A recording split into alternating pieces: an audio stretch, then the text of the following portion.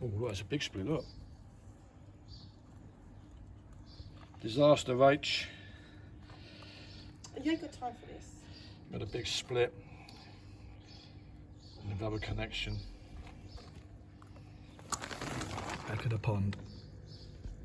Just Lucky I've got a spare one. Mum's doing her nut, she's panicking.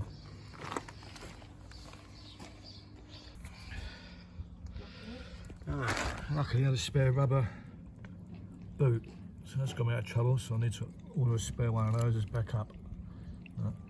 Yeah, it would be a disaster just before I'm going to work. I didn't notice that. No, alright. Fingers crossed that's going to hold.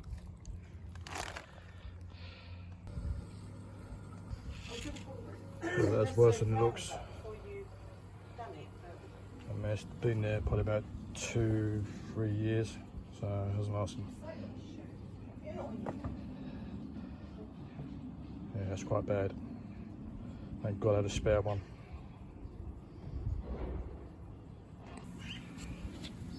Well, that is disastrous. That's the new rubber boot I put on, so behind the pond. So yeah, I'm glad I made it accessible from the driveway by moving the bottom kick plate. Well, I think it would have been a pain in the arse trying to do it from up here. So it's quite stiff and pain that. So yeah, very lucky I had a spare one. That could have been disastrous. Well then, boys and girls, hope you're digging okay. What a palaver this morning on that bloody leak on that rubber joint. Couldn't believe that. I mean, I know it's old. I mean, I've had that one new pond here, what, 2 years now. I've had that connects up longer than that. So it's probably about 4 years. Yeah, 4 years old, that joint. But I think I know the cause of it, probably my fault. When I was cleaning the sort of like the onion mesh on those filter barrels, I don't put the pump on pulls. I've got a slide valve down the other end just below those water butts.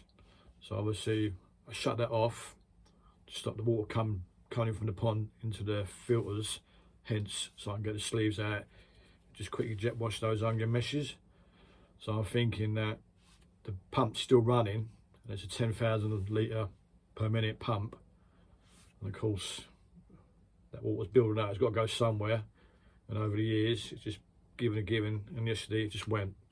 So I'll show you more details of that, but luckily I've got a ball valve just before the pump, so yesterday I switched everything off, I closed that ball valve, hence then I could take it apart and put a new one on. Otherwise I didn't have the ball valve, I've just been like working in or trying to replace that rubber boot, hence with the water still gushing out.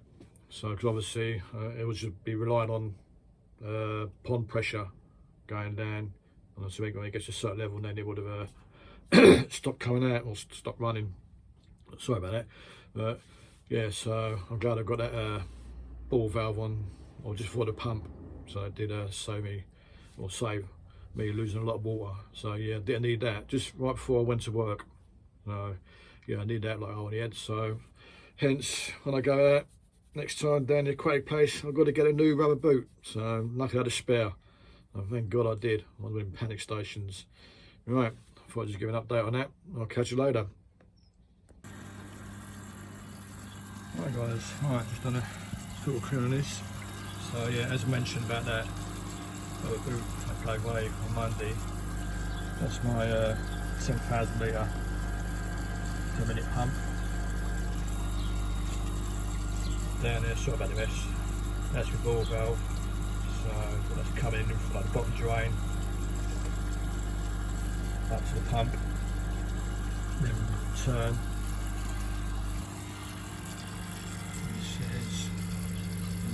Turn, which then runs in the back of the pond. That's where the rubber boot is there, because it goes from 1.5 inches down there, 1.5 inches It says all about feed. So yeah, 1.5 inch pipe to a flexi hose, which has got a 1.5 inch tail hose in it. So hence that's why I've got a rubber boot there to connect them up, which then runs back in the wall. Over to the water butt filters, and hence that's my slide valve there. So where I've not been turning the pump off or putting the pump on pause to do the clean, I just close it off down there, let them drain down and do the clean, the flushing, and open it back up. And obviously I've been closing that, the pressure's been building up, and that pump running, so lesson learned, and we're doing it again. So just for you updates of how I think that boot is a good way. I know they do deteriorate over the years, but there you go, lesson learned.